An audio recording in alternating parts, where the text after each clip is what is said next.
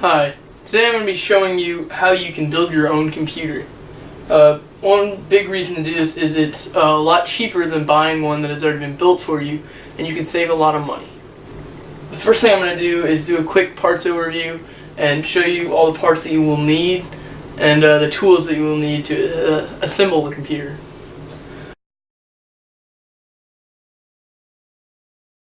Lift the retention arm right here, just like that. Put the CPU into the socket. You close the retention arm, and next thing we're going to do is put on the heatsink. This is a little container of thermal compound that I will put on the CPU. You put about a pea-sized amount on the CPU.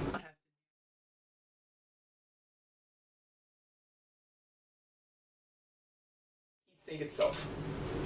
And next up we want to put on the heatsink. So you're just going to want to lift it carefully and set it down just so that it's nice and it spreads the thermal compound evenly. And it has two hooks on each side that you're going to want to catch. And I have my two 4GB sticks of RAM. They'll go in these RAM slots right here. And the first thing you want to do is open the little clips on each end, push it in, and then until you can clip it in with the clips. And so now we have one of the 4GB sticks installed. And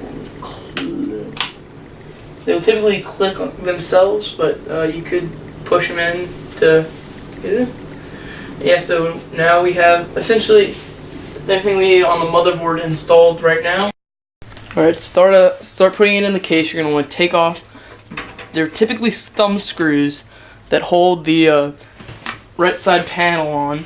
You're going to want to twist them with your fingers, or if they're too tight, because sometimes the manufacturers screw them in too tight, you might have to use a screwdriver. You can just pull that off and set it aside. You're going to want to take your I/O shield and put it in here on the back of the case from the inside.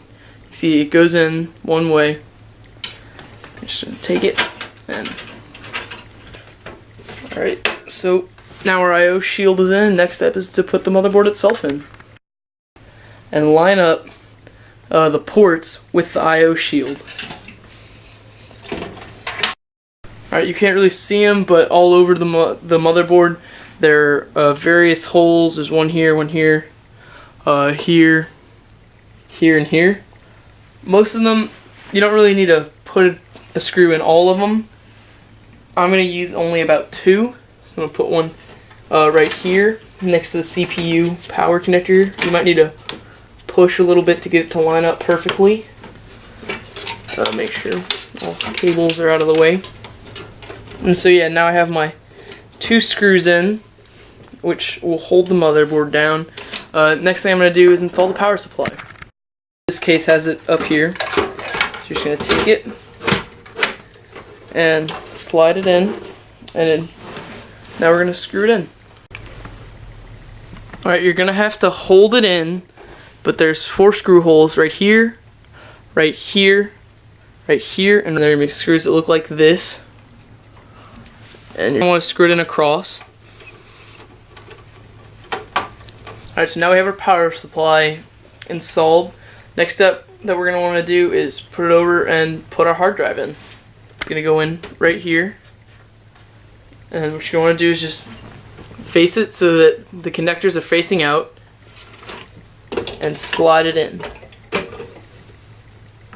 And you're going to have to get your screws and screw it in here. Flip the case over, take off the other panel, and screw it in. Alright, so next thing we're going to do is put in the video cards, and typically you're just going to want to slide it down and then push it in until it clips in just like that. Alright, so now we have all of our hardware installed, so the next step is wiring. So next step is we're going to plug in the main power.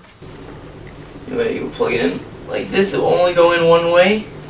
You can match up the clip to the little thing for it to clip into, and you just take it and push it in. Alright, so we're going to take this 4-pin CPU power header right here and plug it in right here to the connector. And now I'm just going to take my blue USB 3 connector and plug it into the blue USB header right there. Next, we're going to take our USB cable, our USB plug right here, and plug it into a USB header. Next, you're going to take your HD audio, and this is just the AC97 is just not going to do anything because you don't need it.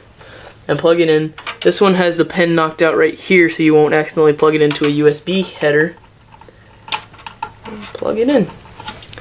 Now you guys know how to build a computer, and you see it's fairly simple. It may take a bit of time, but it's not that hard.